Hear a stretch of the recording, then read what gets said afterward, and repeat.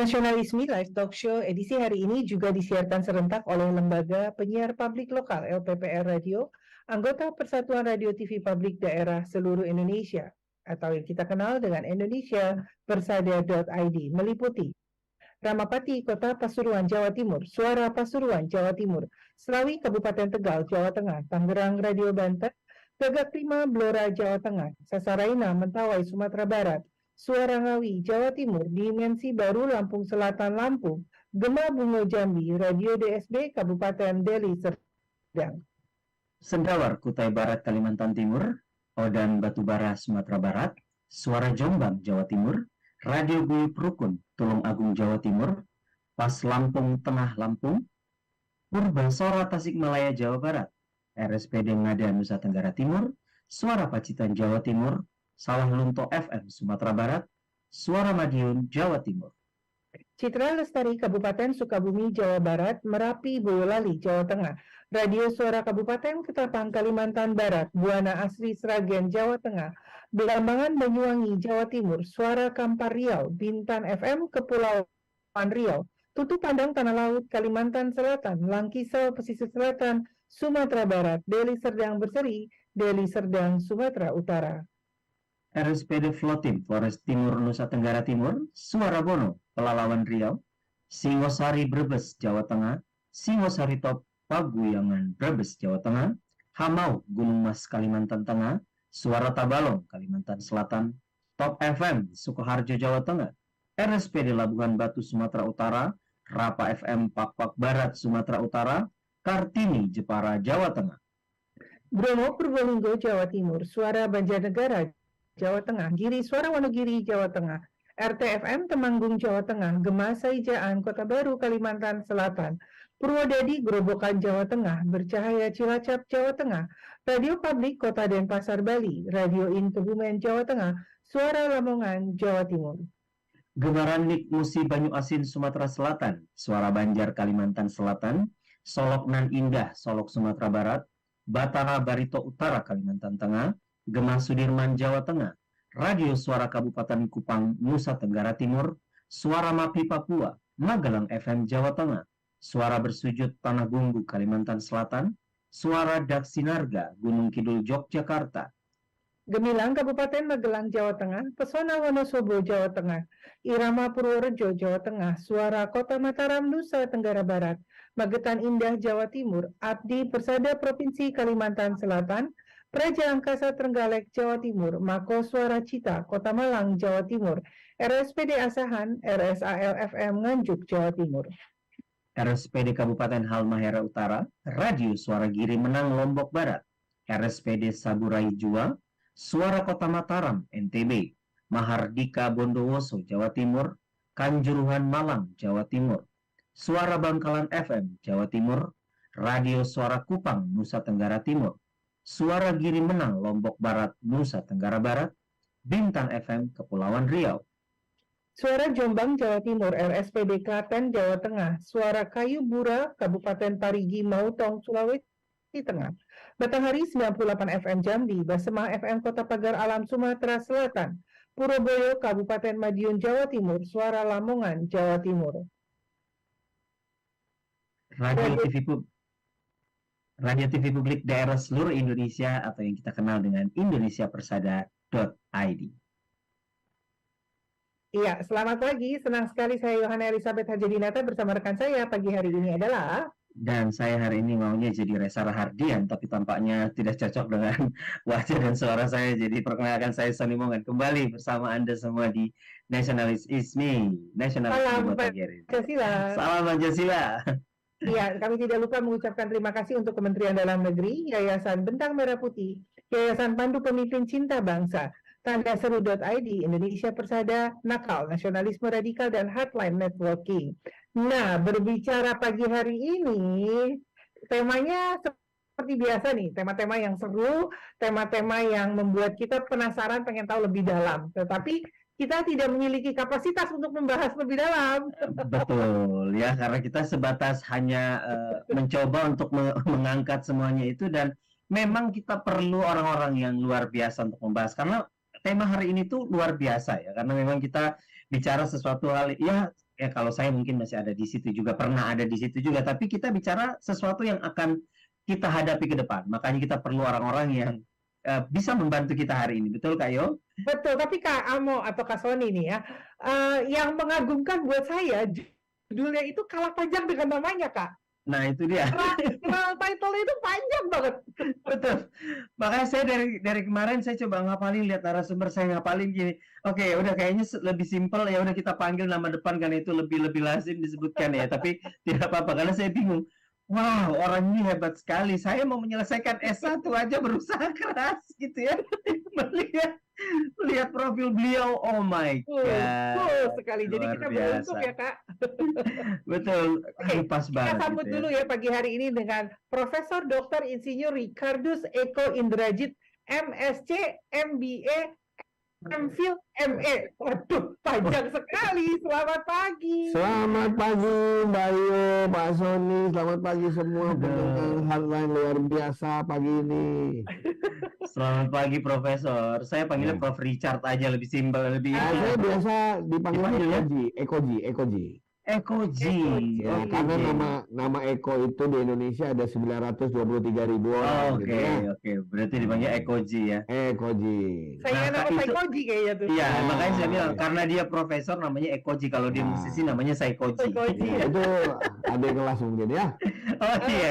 Tapi izin sebelumnya, kalau di Natal gitu atau di Nasional ISMI tepatnya, kita tuh nggak pernah panggil Bapak, Atau Mas. Prof, ya. Jadi kali ini izin saya nggak panggil Prof, boleh ya panggilnya Wah, bebas. Kita panggilnya Kak ya, karena itu sepakat semua yang di Eko. Kak itu artinya lo lebih muda dari gue ya.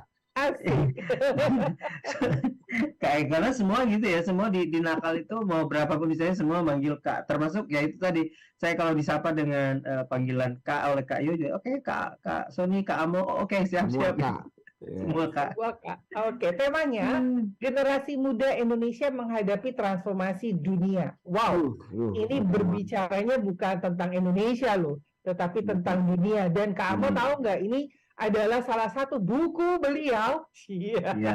Dari sekian banyak, wah, title-nya udah banyak, apalagi bukunya ya. Betul, ya. Pengen dong kita dikasih pencerahan tentang kenapa sih harus perspektifnya dunia, kenapa tidak Indonesia dulu gitu loh. Ya. Oke, karena dengan perkembangan internet dan teknologi, tiba-tiba seluruh manusia di dunia ini memiliki kesempatan yang sama untuk maju. Tergantung tangannya itu ngeklik apa, ceritanya gitu. Ya, kalau dulu kan kita dibatasi ruang dan waktu ya. Indonesia dibatasi ya negara kita dengan wilayahnya seperti itu. Negara lain juga begitu kan ya. Kalau kita mau jualan produk ya cuma di Indonesia aja, mau jualan jasa di Indonesia aja. Itu pun secara fisik kita harus keliling dari pintu ke pintu atau jaga toko. Tapi sekarang kita bisa buka website, kemudian seluruh dunia bisa ngelihat. Artinya batasan ruang dan waktu jadi hilang. Jadi setiap orang itu punya kesempatan maju yang sama, apakah di Indonesia, di Afrika, di Amerika, di Australia. Untuk pertama kalinya dalam hidup manusia mereka memiliki kesempatan yang sama. Tinggal seberapa kreatif ide-ide mereka untuk bisa maju. Itu awalnya Mbak Yo dan Pak Sony. Wow. Iya. Tapi dari sisi Kak Eko sendiri melihat sebagai orang yang tentunya banyak berkecimpung di bidang ini, menurut apa yang Kak Eko selama ini mungkin lihat pandangan generasi muda sendiri tentang perubahan dan transformasi dunia ini seperti apa Kak Jo? Justru orang muda nganggap perubahan ini biasa-biasa aja. Kita yang panik ya nggak? Siapa Kak? Kita. Kalian maksudnya ya? Siapa kita? Iya. Jadi Orang tua. anak muda itu biasa melihat perubahan. Orang dari kecil lahir udah megang handphone 2 bulan sekali juga ganti ya kan? Ya kan? Aplikasi tiap hari tambah ratusan, game sekarang udah ada 5 juta. Biasa mereka ngelihat perubahan. Anda ini kalau nggak pakai kita gitu ya. Ya kalau ngelihat perubahan tuh kayak aduh kok ganggu banget gitu ya. Nah, Kak Sony main game nggak? Saya tadinya tuh tidak, gara-gara anak saya main game, saya terpaksa harus main game kayak itu. Oke. Itu bohong, lebay. Nggak Ya. percaya saya, nggak Coba ya, percaya. itu pura-pura ya seperti biasa. Nggak Demi percaya. pemirsa dia pura-pura gitu ya. Nggak percaya saya. main kayak kok main. Nah, coba bayangin kalau game itu tiap level jenisnya sama. Apa nggak bosen? Iya benar-benar. Iya, enaknya perubahan itu selalu mendatangkan energi yang baru, sesuatu yang baru gitu kan. Iya. Apalagi yang berubah itu sesuatu yang belum pernah kita lihat sebelumnya gitu kan. Ya. Nah, jadi bagi saya perubahan itu justru mendatangkan energi baru. Karena setiap ada sesuatu yang berubah, pasti semua orang juga baru tahu kan. Iya. Betul. Ya ibarat kita berlari bersama tuh, bendera startnya sama. Jadi kalau berubah terus artinya kita setiap kali dapat bendera start tuh. Nah, tinggal kita Iya, mau iya. larinya bagaimana. Justru kalau monoton saya bosan. Kebetulan saya orangnya bosenan, Kak Sony, kayo. Betul ya. Itu. Ini kalau saya melihat sesuatu yang baru, wah seneng banget tuh istilahnya kan. Nah, jadi nggak usah stres gitu kan. Termasuk saya dipanggil anak saya aja bro. Asik. Oh, oke, wow. Asik dong ya, keren ya. Gitu asik bro gitu kan.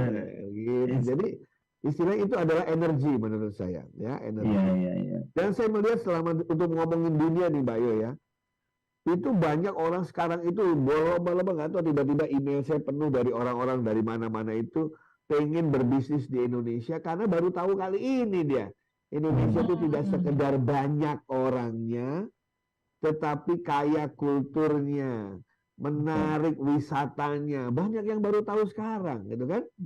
Nah itu kalau kita lihat sejarahnya itu kan pasti awalnya dari budget airlines, betul ya? Iya.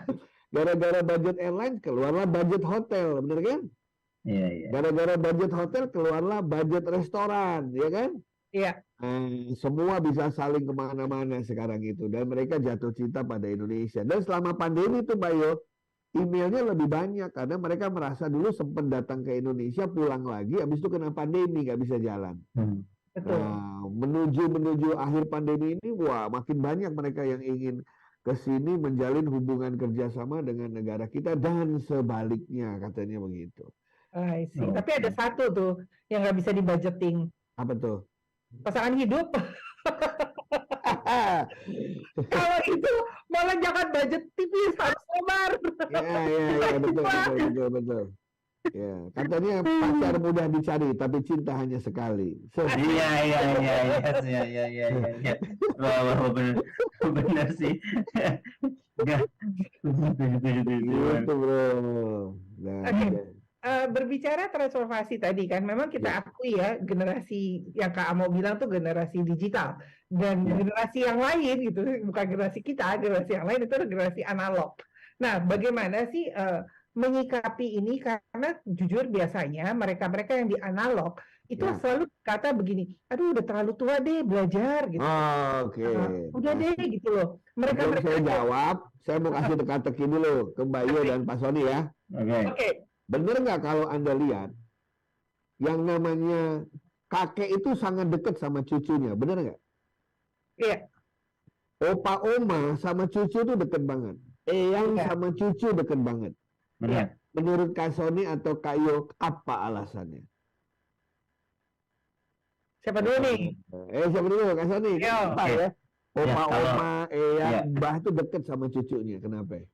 Kalau saya melihatnya Kan beda generasi kan? ya betul. Kenapa coba? Ya mungkin karena bapaknya udah nggak dekat kali sama anaknya. Oke, itu jawaban Pak Sony. Mbak Yo, jawabannya apa? Kalau saya ngerasa udah kenyang sama anaknya ya, ini sesuatu yang baru sama cucunya, jadi lebih membangkitkan gairah lagi kan?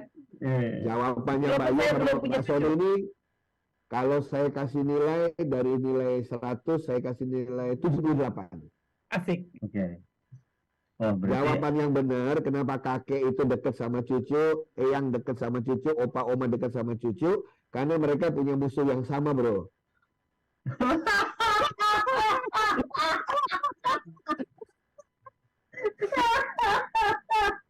Pasti yang lain pada bingung nih. Apa musuh yang sama? Siapa tuh musuh yang sama, Kak Sony? Ya itu kitanya. Jadi kalau Mbak Yo lihat, Kakek nenek saya yang ngajarin iPad tuh cucunya. Dia belajar sama cucunya. Ayah saya tiap hari main soliter tuh pakai iPad tuh sama cucunya berdua. Nah, jadi kalau mau ngajari generasi lama gaptek itu, jangan kita yang ngajari, kita musuh bro, gitu kan? Nah, tiba-tiba cucunya dateng, bawa handphone, ngasih lihat kerjaan di sekolahnya pakai gambar-gambar, ikut eyangnya belajar tuh. Yang ada anak kalau nanya anaknya gimana? Mau ngapain sih udah tua gitu kan masih gitu. Ya udah daripada digituin mending cari cucunya. Nah, terus biasanya cucunya langsung tanya, Eyang dulu waktu muda filmnya apa? Wah, Eyangnya cerita, filmnya dulu ada namanya John Wayne. Wah, dicariin sama cucunya. Ini bukan filmnya. Nah, terjadi komunikasi antar generasi itu. Nah, jadi nggak perlu ini, Mbak Yo, nggak penting gaptek apa tidak. Yang penting teknologi tahu untuk apa, gitu kan ya? Betul. Malah saya ada prinsip. Ya. Kalau ada orang yang bilang teknologi susah, yang salah bukan orangnya, teknologinya yang salah karena susah. Gitu kan? Iya. Itu ceritanya. Tapi Kak Eko, menurut Kak Eko sendiri cara pandang itu, ya meskipun memang dibilang belum semua, tapi kalau kita lihat generasi muda itu punya keterampilan yang cukupkah untuk menghadapi era yang kompetitif? Generasi masa muda muda? itu otak kanannya kuat sekali. Otak kreativitas ya, berpikir out of the box, bahkan no box sama sekali gitu kan ya. Nah, itu artinya dia punya digital literacy memang sangat kuat. Namun angkatan tua itu justru kebalikan, information literacy-nya yang kuat, otak kirinya yang kuat. Nah, artinya kalau dua generasi ini saling kerjasama, dua generasi ini saling komunikasi, itu hasilnya dahsyat, bro. I see. Ya, contohnya apa? Benar nggak generasi kita lagi ya, generasi X gitu, generasi baby boomer itu kan senengannya baca, betul ya? Iya. Karena dia tahu dengan baca dia bisa memperbaiki kehidupannya, betul kan ya? Tetapi kalau generasi sekarang nggak suka baca panjang, dia senengannya yang instan, langsung nyoba, salah benerin gitu kan, try and error dalam berbagai hal begitu. Nah, kalau dua generasi ini digabungkan, itu hasilnya pasti luar biasa sekali. Makanya saya bisa memahami ketika Menteri BUMN kita kan membuat suatu strategi bahwa direksi BUMN itu sinerginya campuran antara dua generasi, betul ya? Betul.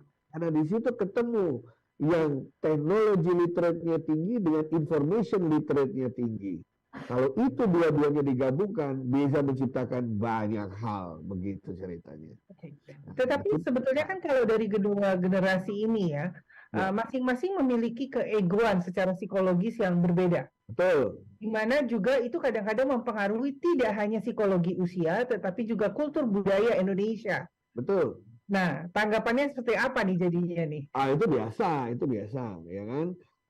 Jangankan antar generasi kita sama ayah kita aja dianggap aneh sama ayah ibu kita, apalagi kakek nenek kita dulu kan ya? Iya. Ya kan? Iya. Kamu nih gimana punya rambut kok dicet-cet gitu kan ya? Nah, saya ini kalau nggak dicet udah putih semua ini kan gitu. Iya, udah putih semua nih. Iya. Saya selalu membedakan antara cara dengan tujuan. Gitu ya. Menurut saya generasi berbeda generasi itu bicaranya yang berbeda. Tapi tujuan akhirnya sebenarnya sama. Misalnya tujuan harus hasilnya kan semua pengen cari kebahagiaan toh, semua pengen cari uang misalnya, semua pengen cari kesuksesan, betul kan ya? Cuman caranya berbeda-beda sesuai dengan zaman. Sebagai contoh nih, ya. Dulu kita belajar akuntansi, kita tahu yang namanya mobil sama rumah aset, bener nggak? Betul. Coba tanya anak sekarang, itu liability bagi mereka. Ngapain punya tanah? Jualnya susah, bayar maintenance-nya. Ntar aja kalau butuh tanah nyewa gitu kan ya. Mobil juga gitu. Kalau aja saya lahir di tahun 2010, mungkin saya nggak beli mobil dan nggak beli rumah ya. Saya cari aja Airbnb yang 5 tahunan bisa pindah-pindah. Banyak rumah saya. Ya kan? Saya pakai aja Grab atau Gojek nyewa 1 tahun, mungkin lebih murah daripada saya punya mobil begitu. Itu cara bagi saya istilahnya. Tapi tujuannya sama supaya saya merasa bebas, menjadi manusia yang berkembang, orang yang berbahagia gitu ya. Nah, cara inilah yang kadang-kadang yang kelihatan itu kan cara orang ya, Mbak ya, cara orang melakukan sesuatu. Nah, Ya. cara itulah yang biasanya membuat kita menjadi miskomunikasi karena masing-masing manusia pasti punya asumsi dan persepsi, betul nggak? Betul. Lihat anak sekarang, kalau ngomong sama ibunya, mama payah, bener nggak Mbak? Iya. Coba Jo, zaman kita Pak Sony ngomong Mana gitu. boleh. Udah jadi batu, udah jadi batu. Benar-benar. Paling gudang begitu kurang ajar sama ibunya jadi batu. Nah kalau anak sekarang jadi batu semua, kerikilnya banyak banget tuh kan. tapi sebenarnya dia pengen ngomong bahwa mama masa gitu aja nggak bisa sih, sini saya bantu. Cuman dia singkat begitu. Ya kan? Nah, kadang-kadang asumsi dan persepsi kita itulah yang membuat terjadinya miskomunikasi. Begitu. Makanya kadang sekarang dikit-dikit tabayun gitu ya. Nah, coba lihat di media sosial yang menyebabkan orang berantem itu kemudian saling mensul ke pengadilan. Ternyata cuma masalah salah asumsi, salah persepsi. Iya. Kayak Pak Sony misalnya udah menikah 30 tahun gitu kan.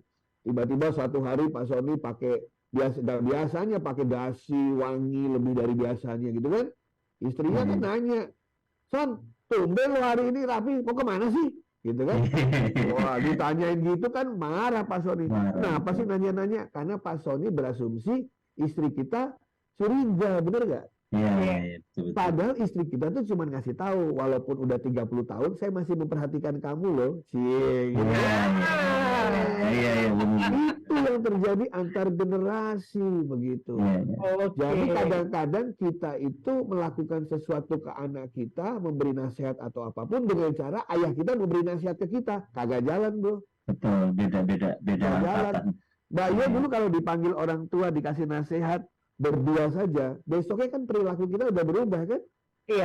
Iya. Saya lakukan gitu ke anak saya, nggak jalan, Mbak. Gimana tuh?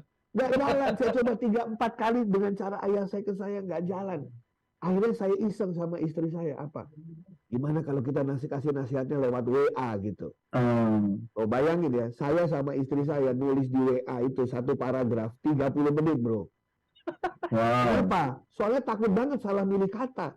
Kata istri saya, jangan begini, ntar dia sedih, ganti lagi katanya kan.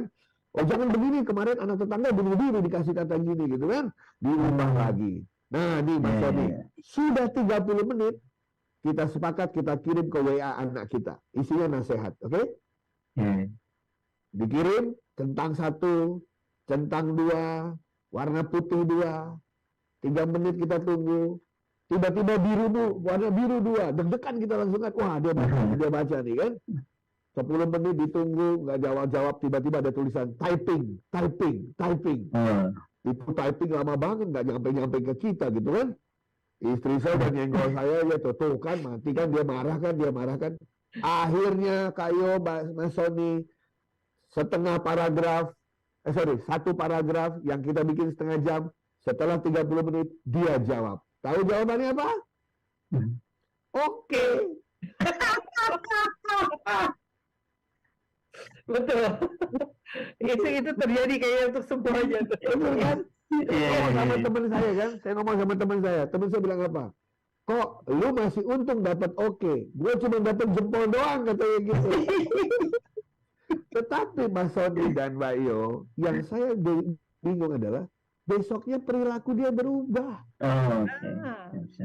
Jadi bagi mereka, orang tua memberikan nasihat di WA itu sesuatu yang intimasinya tinggi loh. Kita menganggapnya itu informal, bener nggak? Betul. Bagi mereka itu sesuatu yang serius. Gitu. Sebelum saya manggil anak saya bro, dan anak saya manggil saya kadang-kadang bro, kadang-kadang padre, karena dia lihat di TV gitu kan ya. Kita tidak saling terbuka ngomong itu. Oh, dari situ saya baru tahu bahwa kalau saya ingin orang lain melakukan yang saya inginkan, saya harus masuk di frekuensi mereka. Ya. Jadi kalau kita sebagai orang tua ingin anak kita berubah, ya cara bicara kita masukin ke frekuensi bicara Betul, mereka. setuju. Ya, kalau kita memaksakan, we got nothing gitu lah. Artinya lulus pada akhirnya. Ini seminar globalisasi atau parenting ya? Nah itu dia, saya bingung. Tapi justru ini jadi masukan ke kita gitu ya. Kayak kita lagi dinasehati sama Pak ini nih. Bukan kita semua di hotline sekalian di Indonesia. Iya, benar. Karena kita sebutin dari Aceh sampai Papua itu lagi dinasehati. Perasaan judulnya beda tadi nggak dapetnya.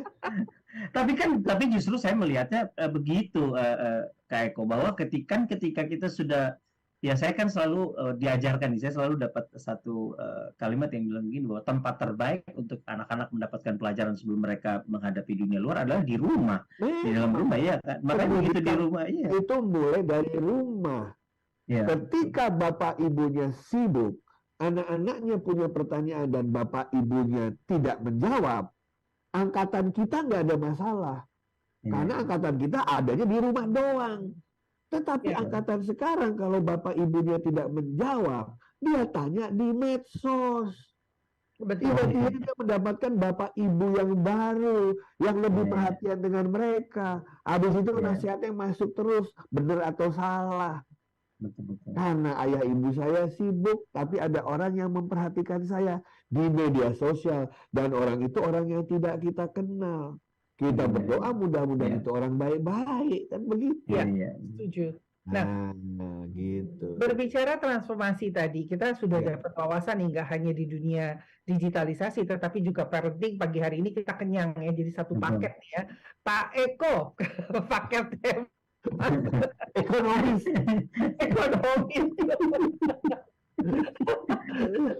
Oke, Kak Eko, berbicara gitu ya, generasi saat ini adalah generasi penentu bangsa. Kalau kata dari teman kita, kakak kita, Kak Daniel Mananta, dia tidak setuju dengan terus, tetapi penentu. Karena pada saat ini demografi, bonus yang begitu luas dan besar akan kita alami dalam tahun depan, 2020. Dan 2023 kita sedang mempersiapkan mulai pada fokus ke dunia politik gitu ya, siapa yang akan maju dan segala macam.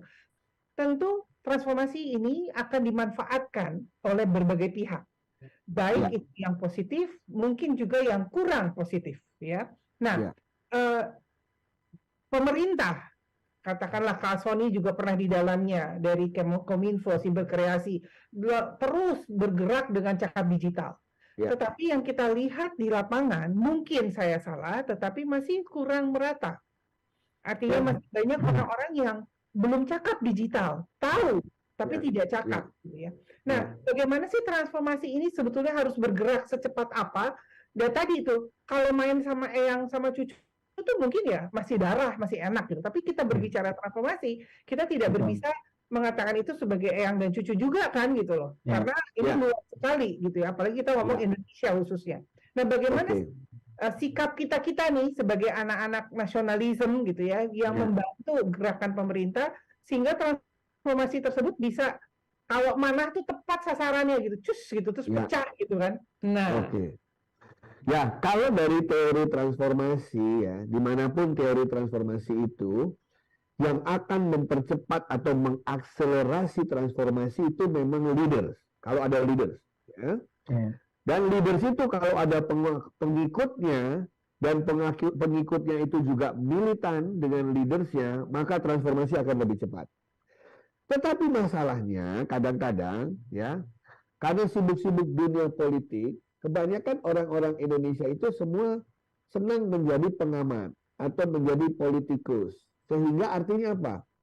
Dia memikirkan sesuatu yang sebenarnya di luar jangkauan dia. Sebagai contoh Pak Sony gitu ya. Seorang guru asik banget ngomongin mestinya Menteri Pendidikan begini, mestinya dunia pendidikan kayak gini, mestinya undang-undang pendidikan gini. Itu yang diperdebatkan, betul ya?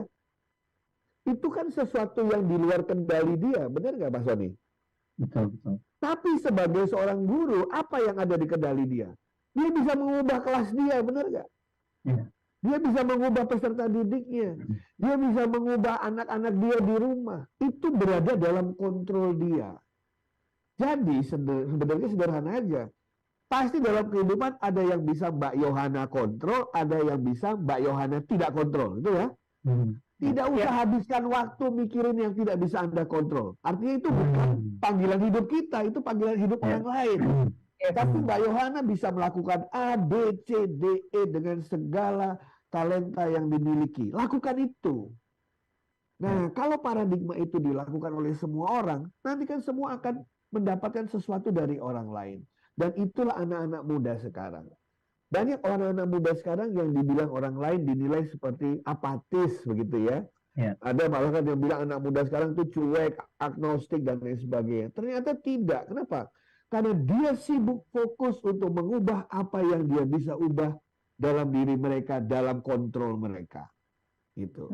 Makanya dia bilang ngapain sih ngomongin politik, ngapain sih ngomong apa? Karena apa? Itu hanya sebatas diskursus. Tapi dia tidak bisa melakukan perubahan itu. Kecuali dia pengen jadi anggota DPR. Ayo jalan jadi anggota DPR. Kalau sudah jadi anggota DPR, fokus. Anda bisa kontrol apa? Kontrol undang-undang, kontrol budget. Lakukan itu semua. Dan yang bisa menyatukan itu semua adalah cinta kita kepada negara kita. That's it.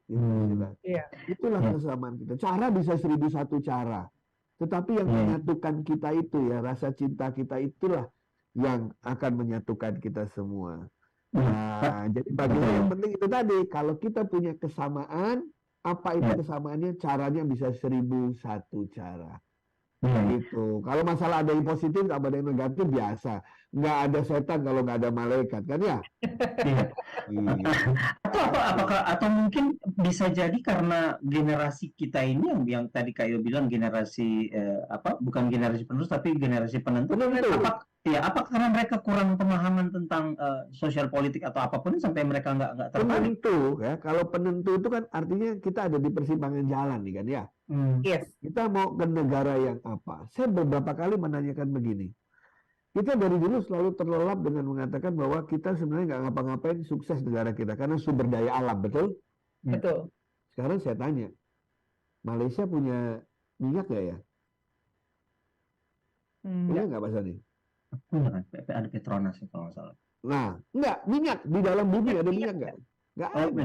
Oil and gas sebesar Indonesia nggak? Nggak ada. Nggak ada. Tapi kok Petronas lebih gede dari Pertamina, masuk akal nggak? Iya. Masuk akal nggak, Pak? Pasti ada sesuatu yang kita tidak tahu, gitu kan ya? Iya. Sekarang saya tanya, misalnya Grab, Gojek, mereka punya mobil? Enggak.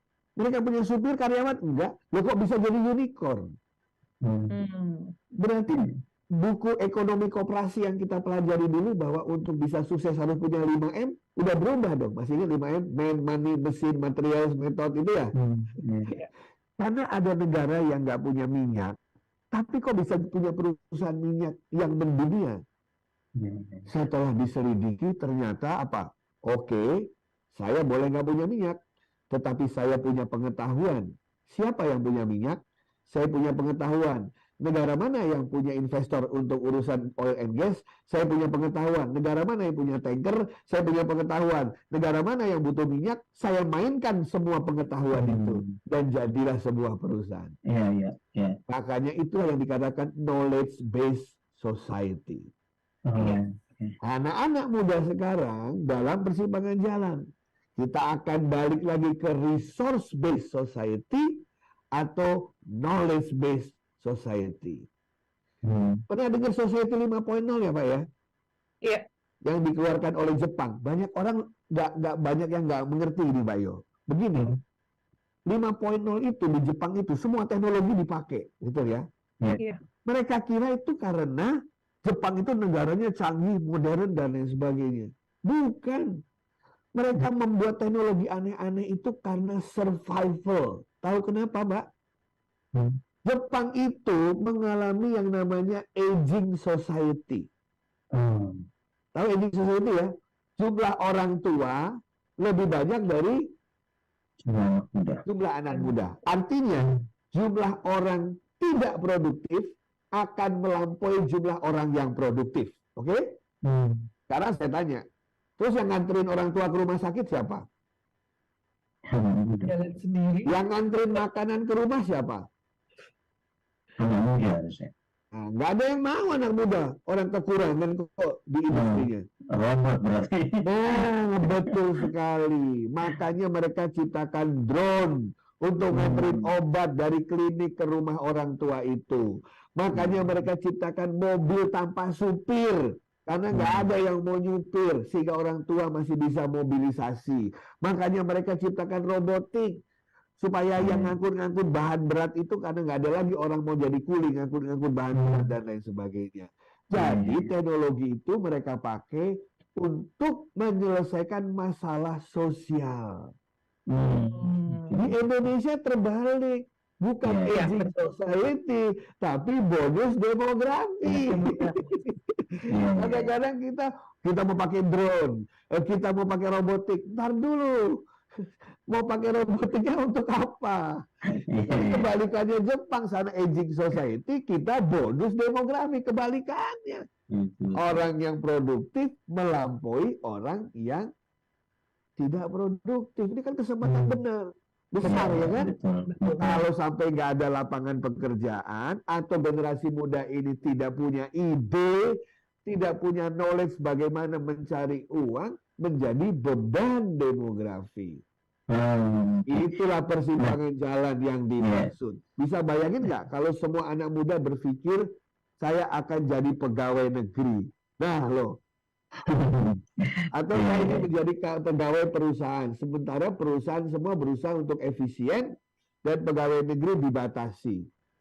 Dan pada saat itu usia mereka banyak. Apa nggak hancur kita kan? Nah, itulah makanya kita penentu. Ayo kita menjadi entrepreneur generation, kan begitu ya. Oke, nah tadi kayak kau bilang mereka kan penentu. Jadi tapi dari sisi Kak Eko sendiri melihat bagaimana sebenarnya apa yang mereka bisa lakukan. Mungkin di sini ada generasi muda yang dengar apa yang mereka bisa lakukan untuk bisa mempersiapkan diri untuk menghadapi kompetisi yang daya saing. Oke. Nah, seperti itu. Kita mulai dari lirik pertama lagu Laskar Pelangi. Nyanyi Son. Oke. Laskar mimpi adalah kunci. Iya, Jadi harus dimulai dengan apa? mimpi. Saya khawatir generasi muda yang nggak punya mimpi, itu yang saya takut. Wow. Coba kita testing ya. Mbak Yo waktu kecil ditanya orang tua atau orang yang ketemu kita, pertama pasti ditanya, cita-cita kamu apa Yo? Kita jawab cepet, bener nggak? Betul. Mas Sony juga saya tanya cita-cita apa, pasti jawabnya cepet. Betul. Silakan eksperimen tanya ke generasi sekarang, jawabannya lama, nggak secepat Betul tadi. sekali. Betul Ya. sekali. Betul. Artinya apa di situ? Artinya nggak punya mimpi, kan dia bingung hidup ini tujuannya kemana gitu kan ya. Saya mau jadi apa? Itu kan artinya ikut arus aja dah gitu kan ya. Saya lebih khawatir itu, Mas. Jadi yang selalu saya kebalikin setiap kali saya ketemu anak-anak muda, saya ngajar anak-anak muda, saya tanya, what is your dream? Any dream is good, any dream will do, gitu kan ya. Nah, sekarang ini kan era di mana Anda mau jadi apapun, sekolahnya ada, industrinya ada, ya kan? Mau jadi apapun bisa sukses asal serius seperti itu. Nah, karena kalau orang punya mimpi, itu biasanya hidupnya punya prinsip tuh. Ya, dia akan mengejar mimpi itu whatever it takes, gitu istilahnya. Dan kalau sudah ada itu, saya nggak khawatir sisanya, Mas. Karena mimpi itu yang akan memotivasi diri kita untuk melakukan sesuatu. Saya malah khawatir kalau orang yang tidak punya mimpi. Makanya saya katakan kepada guru-guru TK, SD, selalu kembangkan bahwa setiap orang, anak-anak muda harus punya mimpi. Begitu. Tapi apakah generasi muda kita punya akses yang cukup, Prof, untuk ya mereka udah punya mimpi nih misalkan gitu, dan mereka bilang, oh saya sudah bermimpi, tapi peluang-peluang itu tahu nggak? Gimana cara yang mewujudkan mimpi? Bangun dari tidur. Betul. Bangun dari tidur. Ada pepatah mengatakan, tidak ada lift untuk menuju kesuksesan. You have to take the stairs.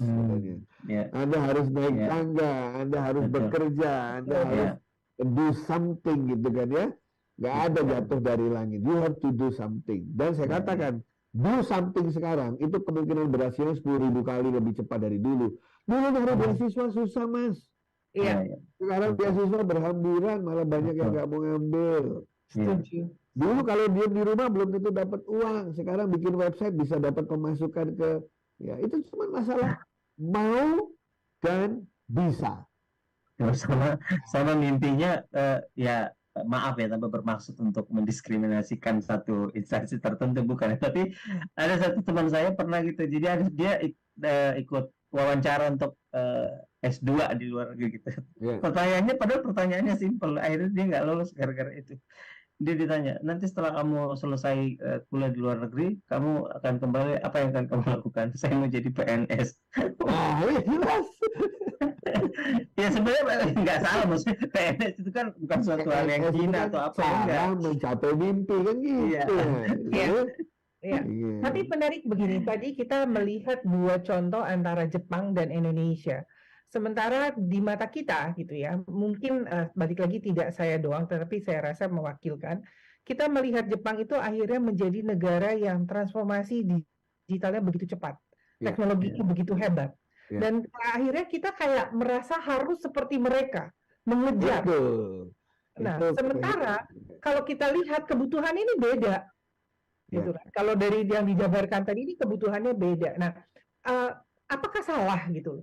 Sementara kalau kita mengejar transformasi tersebut gitu ya menjadi transformasi dunia, atau memang sebaiknya ada rambu-rambu di mana yang perlu dan di mana yang tidak. Nah, gimana nih? Sekarang mulai masuk ke mata kuliah filsafat. Asik. Ini 16 SKS jadi 3 menit ya. Apa sih tujuan hidup ya? Jangan salah loh. Orang Jepang pengen kayak orang Indonesia loh, Mbak. Kenapa? Betul. Kayaknya kok hidupnya bahagia banget orang Indonesia itu.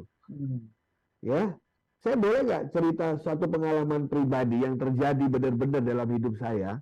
Boleh dong. Ya, ini saya jarang curhat gini ya. Yohana pinter kulik kayaknya. Tapi nanti panjang. Singkatnya gini. Oke. Jadi orang-orang saya sama rombongan dulu waktu dapat beasiswa di Amerika tuh Pak, pernah mau dipulangin semua ke Indonesia. Karena dianggap menyinggung perasaan orang Amerika. Tahu kenapa? Dulu 40 orang dapat beasiswa nih Pak ceritanya Pak.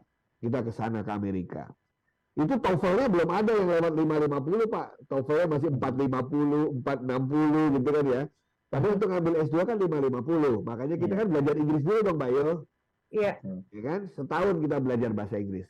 Sampai di Amerika tiap hari kita di-drill tuh. Untuk bisa TOEFL-nya 550. So tiap hari dari pagi sampai malam. 1 bulan kemudian kita tes TOEFL pertama kali di Amerika. Ya kan kita tes. Wah kita nggak tahu nih hasilnya gimana. Baru sebulan. Nah suatu ketika kita lagi istirahat siang. Tukang pos datang membawa hasil tes TOEFL. Wah langsung kita rebutan dong Mbak. Bener nggak? Iya betul. Mana punya saya? Mana punya saya? Begitu dibuka belum ada bedanya bro. Saya buka punya saya 470. Terus saya lihat punya teman, lo berapa? 440. Kita ketawain yang 440 kan. Wah! Terus ada lagi yang lebih rendah lagi. Kita ketawain lagi. Wah, suasana tuh saling ketawain nilai gitu, Bayo. Oke? Oke. Guru-guru kita sedang berada di dalam di kantor, lihat dari kaca, kita ketawa-ketawa dengan memperoleh nilai TOEFL yang ada di tangan. Pikiran mereka apa coba?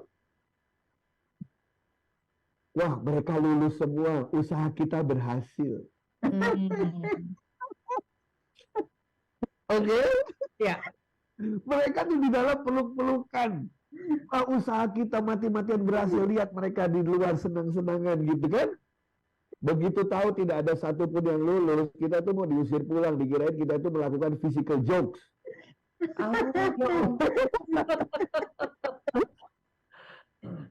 Nah, terus karena saya ketua kelasnya, itu kepala sekolah udah mau nulis surat mau pulangin kita tuh bro. Saya bilang nanti dulu. Gini, kita kan sebulan tinggal di rumah orang tua Amerika yang beda-beda. Ngomonglah dengan orang tua kita dulu. Orang tua apa? Orang tua host. Jadi 40 orang ini tinggal di keluarga Amerika yang beda-beda gitu kan? Ya. Orang tua dikumpulin, tahu mereka bilang apa? Jangan, kamu nggak ngerti mereka apa.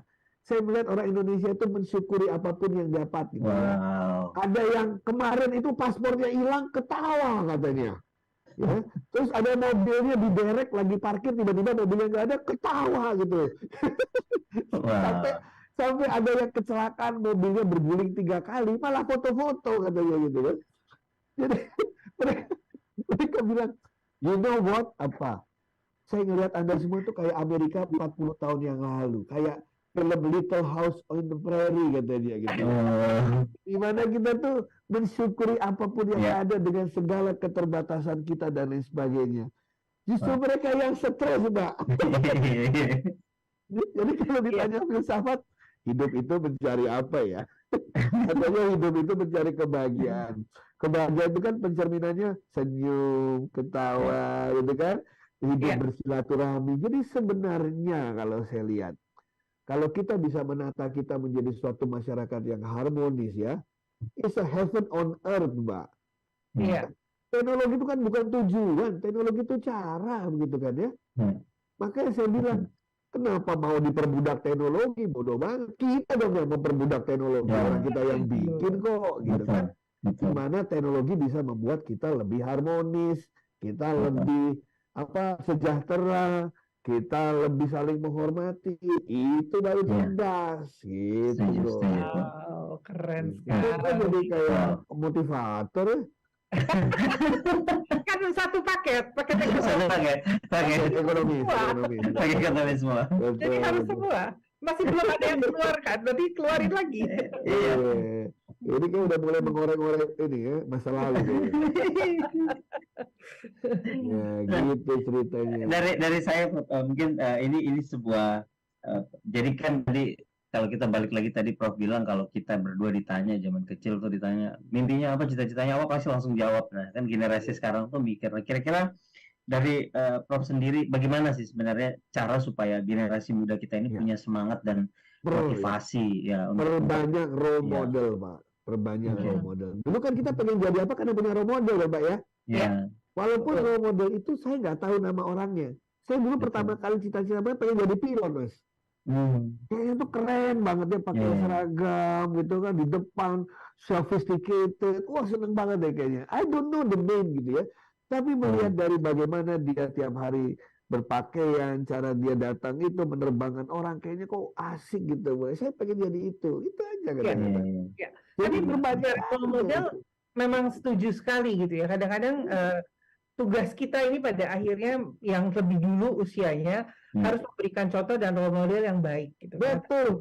Tadi Mas Sony bilang pendidikan dimulai dari rumah. Berarti usia 1 sampai 5 tahun. Usia 1 sampai 5 tahun dia cuma ngikutin bapak ibunya kok. Betul. Bapaknya ngapain dia mimikkan, ibunya ngapain dia mimikkan. Itu intinya tuh. Betul, setuju sekali. Jadi kangen sama papa mama. Gitu. Jangan baper ya, tutup siaran langsung kayaknya jadi. Ya gitu. Ada juga orang pakai filsafat gini, kalau lagi ngantre di loket, jangan lihat ke depan, karena loketnya masih jauh, Mbak. Tapi lihatlah ke belakang. 3 jam yang lalu saya di sono, jauh banget tuh. Itu artinya kita akan mensyukuri kehidupan, mensyukuri apa yang sudah kita peroleh hari ini. Wow. Gitu. Mari kita berdoa.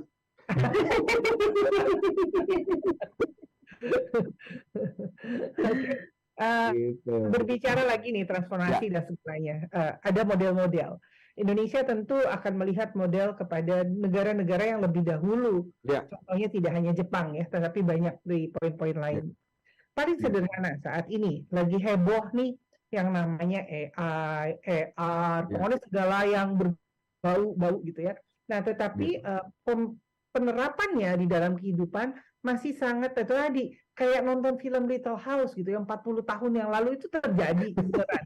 Terjadi banget gitu di digital kita karena pada saat kita ada di tempat berbeda di negara berbeda kita lihat AI VR itu sudah menjadi konsumsi permainan sehari-hari bahkan kita baru terima gitu. Apakah ini satu kesalahan dalam tanda kutip yang perlu diberikan kepada pemerintah gitu untuk berani membuka diri karena kalau saya lihat kadang-kadang juga ada kuncinya keterlibatan pemerintah yang itu tadi ya beda generasi, beda cara pandang dan berani untuk membuka diri gitu. Nah, perlu nggak sih kita membuka diri selebar mungkin gitu loh untuk dunia?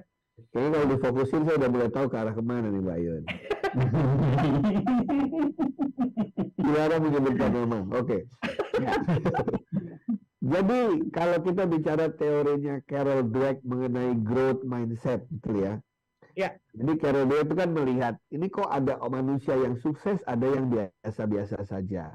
Dan kalau lihat yang sukses, kayaknya kok beda. Ada yang dari keluarga ekonomi baik, ada yang keluarga ekonomi buruk, ada yang masa lalunya bagus, masa lalunya buruk. Kira-kira apa yang membedakan? Sehingga keluarlah dia pada teori yang mengatakan itu tergantung dari mindset. Kalau Anda memiliki growth mindset, itu kecenderungan Anda akan menjadi orang berhasil lebih besar dari yang memiliki fixed mindset. Nah, apa itu hubungannya dengan AI dan lain sebagainya? Mau namanya AI, machine learning, robotic, blockchain, whatever gitu ya. Sederhana aja. Kalau itu diterapkan di society Indonesia, mana jenis AI yang membuat kita lebih sejahtera, membuat kita hidup lebih bahagia, membuat kita hidup lebih mudah, membuat kualitas kemanusiaan kita meningkat? Ya itu yang diambil. Yang enggak, ya nggak usah diambil. Sesederhana itu misalnya. Contohnya ya misalnya nih Mbak. Di perguruan tinggi itu pasti banyak banget yang lulus tidak tepat waktu, betul ya? Ya. Ya. Itu kan sebenarnya sudah bisa diprediksi dari semester 2 dan semester 3. Dengan apa? Dengan AI. Kok bisa begitu? Iya, kita lihat aja. Misalnya semester 1, semester 2 ada mata kuliah yang dia tidak lulus. Saya bisa simulasikan dong, kira-kira dia ngambil kapan, benar nggak? Betul. Terus saya bisa simulasikan juga, nanti dia akan mengambil mata kuliah mana yang ketemu dosen, yang dosennya killer, yang dilulusin cuma 30%. Terus saya bisa juga mensimulasikan kira-kira nanti dia di kelas itu bersama dengan teman-temannya yang mana. Kira-kira dia bisa lulus apa tidak, ya kan? Ya. Sebenarnya saya bisa memprediksi kira-kira dia ini lulus tepat waktu apa tidak. Kalau sudah saya prediksi ternyata tidak tepat waktu, saya ambil intervensi dong sekarang. Saya kasih apa? Semester pendek, biar dia tepat waktu nanti. Iya. Nah, ya kan? Itu kan jadi nggak usah bayar uang sekolah lebih banyak, nggak usah bayar uang kuliah lebih banyak. Itu dalam industri pendidikan. Industri kesehatan ya lain lagi dong, Mbak. Ya kan? Iya. Industri kesehatan kan gampang banget. Kenapa kita baru tahu penyakit kita kalau kita udah sakit ya? Udah jelas namanya penyakit itu ada yang penyakit keturunan, ada yang penyakit karena virus, bakteri. Yang keturunan itu kan berarti dari ayah ibu kita ya. Betul. Ya, berarti kan dari kecil mestinya kita udah diajari bahwa saya kecenderungan punya jantung dan darah tinggi, satu dari ayah saya, satu dari ibu saya. Sehingga tiap anak itu kalau ngambil mata pelajaran olahraga dan kesehatan, mestinya beda-beda kontennya, benar nggak? Siap. Ya kan? Mereka yang punya jantungnya lemah, ya olahraganya catur, jangan suruh lari, kan tiba-tiba berebut, bingung gitu. Iya, benar-benar. Siap. Sama persis lah. Mas sekarang lapar, Mas Roni lapar, Mbak Yo lapar, masuk ke satu restoran, itu ada banyak menu, ya kan? Iya. Nanti dengan AI, itu QR code menu satu-satu. Nah, kalau begini nanti akan menambah kolesterol berapa, gulanya tambah berapa, trigliserinnya tambah berapa gitu. Gak laku jualannya. Akhirnya minum air putih doang lama-lama. Kan? Iya. Wow. Carilah yang bisa kontekstual terhadap kehidupan kita, begitu. Ada lagi AI yang untuk orang yang suka backpackeran, Mas. Iya. Itu begini ceritanya. Saya cuma punya 2 juta di Jakarta, tapi pengen 7 hari di Bali. Gimana caranya? Gak ketemu kan? Nah, nanti AI menemukan caranya. Oh, dulu 2 juta, pengen 7 hari di Bali. Dari Jakarta, dikasih tahu naik mana di Bali, tinggalnya di rumah mana, dan lain sebagainya. Di total 2 juta, Mas. Betul. Nah, itu kan asik. Pariwisata kita menjadi berkembang gitu. Betul. Jangan teknologi tanpa konteks tidak akan ada gunanya. Siap. Wow, thank you sekali, Bro. Bro, sebelum kita closing, mungkin ada closing. Closing statement harus dong. Ya sih enggak. Ini baru 3 menit 16 SKS. Pengennya sih sebenarnya kita ini harusnya jangan cuma 1 jam ya, karena menarik banget ini. Kita tadinya cuma mengos, malah kita juga dapat pelajaran penting banget hari ini ya. Memandu malah dapat secara pribadi pun dapat ilmu yang luar biasa. Mungkin closing statement, Coach. Panggilnya jadi coach ya. Sekarang jadi coach. Oke. Satu aja, tapi agak menyakitkan boleh ya. Nggak apa-apa. Yang penting Ternyata- Jepang bisa menerima. Ternyata yang membuat kita ini bisa terus hidup, bisa terus sukses, bisa punya growth mindset dan lain sebagainya adalah apa? Kita selalu haus akan belajar. Iya. Belajar itu bukan belajar dalam sekolah, bukan. Belajar kehidupan, belajar ilmu kehidupan, ya kan? Belajar bagaimana hari ini lebih baik dari kemarin. Iya. Nah, oleh karena itu ada satu quote dari saya. Manusia yang berhenti belajar, pada hakikatnya dia telah berhenti menjadi seorang manusia. Wow. Dalam banget nggak, Bro? Banget, banget. Semoga Iya. bisa nancep ini benar-benar Iya, menjadi iya, iya. transformasi kepribadian yang membawa transformasi dunia Ya, menjadi karena lebih kuat. transformasi itu sebenarnya adalah belajar. Kenapa? Betul. Belajar itu definisinya adalah perubahan yang relatif permanen terhadap perilaku dan potensi manusia. Jadi kalau hari ini Mas berubah dibandingkan kemarin, perilaku lebih baik, potensi lebih baik, artinya Anda belajar. Kalau Anda belajar, artinya Anda bertransformasi. Karena Anda transformasinya ada di planet ini, maka pasti Anda melakukan transformasi di dunia kita ini. Waduh. Itulah sambungannya dari awal sampai akhir. Asik. Terima kasih banyak Kakak Terima Eko. kasih sudah diundang Kak Yohana dan Kak Sony. Terima kasih. Pagi ini juga kami mengucapkan terima kasih karena Nasional ISMI Live Talk Show edisi hari ini disiarkan secara serentak oleh Lembaga Penyiar Publik Lokal LPPR Radio, anggota Persatuan Radio TV Publik Daerah seluruh Indonesia yang kita kenal dengan indonesiapersada.id, meliputi Ramapati, Kota Pasuruan, Jawa Timur, Suara Pasuruan, Jawa Timur, Slawi, Kabupaten Tegal, Jawa Tengah, Tangerang Radio Banten, Gagarima, Blora, Jawa Tengah, Sasaraina, Mentawai, Sumatera Barat, Suara Ngawi, Jawa Timur, Dimensi Baru, Lampung Selatan, Lampung, Gema Bungo, Jambi, Radio DSB, Kabupaten Deli Serdang. Sendawar Kutai Barat, Kalimantan Timur, Odan Batubara, Sumatera Barat, Suara Jombang, Jawa Timur, Radio Guyup Rukun, Tulung Agung, Jawa Timur, Pas Lampung Tengah, Lampung, Purbasora, Tasikmalaya, Jawa Barat, RSPD Ngada, Nusa Tenggara Timur, Suara Pacitan, Jawa Timur, Sawang Lunto FM, Sumatera Barat,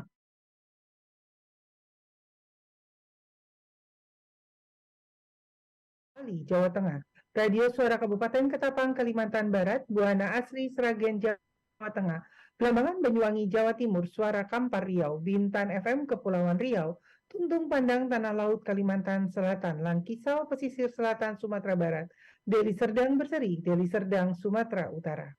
RSPD Flotin, Flores Timur, Nusa Tenggara Timur, Suara Bono, Pelalawan Riau, Singosari Brebes, Jawa Tengah, Singosari Top, Paguyangan Brebes, Jawa Tengah, Hamau, Gunung Mas, Kalimantan Tengah, Suara Tabalong, Kalimantan Selatan, Top FM, Sukoharjo, Jawa Tengah, RSPD Labuhan Batu, Sumatera Utara, Rapa FM Pakpak Barat, Sumatera Utara, Kartini, Jepara, Jawa Tengah. Bromo, Purbolinggo, Jawa Timur, Suara Banjarnegara, Jawa Tengah, Giri Suara, Wonogiri, Jawa Tengah, RTFM Temanggung, Jawa Tengah, Gema Saijaan, Kota Baru, Kalimantan Selatan, Purwodadi, Grobogan, Jawa Tengah, Bercahaya Cilacap, Jawa Tengah, Radio Publik Kota Denpasar, Bali, Radio In Kebumen, Jawa Tengah, Suara Lamongan, Jawa Timur. Gemarandik Musi, Banyu Asin, Sumatera Selatan, Suara Banjar, Kalimantan Selatan, Solok Nan Indah, Solok, Sumatera Barat, Batara Barito Utara, Kalimantan Tengah, Gema Sudirman, Jawa Tengah, Radio Suara Kabupaten Kupang, Nusa Tenggara Timur, Suara Mapi, Papua, Magelang FM, Jawa Tengah, Suara Bersujud Tanah, Bumbu, Kalimantan Selatan, Suara Daksinarga, Gunung Kidul, Yogyakarta, Gemuruh Kabupaten Magelang, Jawa Tengah, Pesona Wonosobo, Jawa Tengah, Irama Purworejo, Jawa Tengah, Suara Kota Mataram, Nusa Tenggara Barat, Magetan Indah, Jawa Timur, Abdi Persada Provinsi Kalimantan Selatan, Praja Angkasa Trenggalek, Jawa Timur, Mako Suara Cita, Kota Malang, Jawa Timur, RSPD Asahan, RSAL FM Nganjuk, Jawa Timur.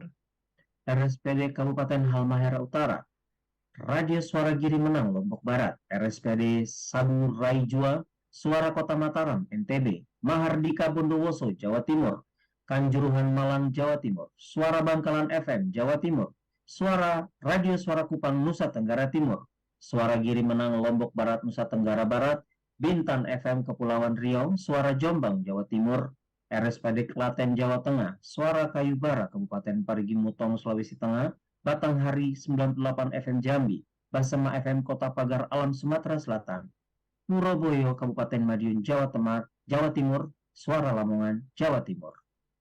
Radio TV Publik Daerah seluruh Indonesia, indonesiapersada.id, organisasi yang mewadahi lembaga penyiar publik lokal, radio dan TV publik milik pemerintah daerah seluruh Indonesia, bertujuan menjaga ketahanan informasi negara di daerah. indonesiapersada.id untuk menyiarkan baik. Kami juga berterima kasih untuk Kementerian Dalam Negeri, Yayasan Pandu Pemimpin Cinta Bangsa, Yayasan Bentang Merah Putih, Heartline Networking, indonesiapersada.id, Tanda Seru dan Nakal. Akhirnya saya Yohana Elizabeth Bahjadinata dan rekan saya Saya Selimangan berpamit. Sampai ketemu. Salam Pancasila. Salam Pancasila.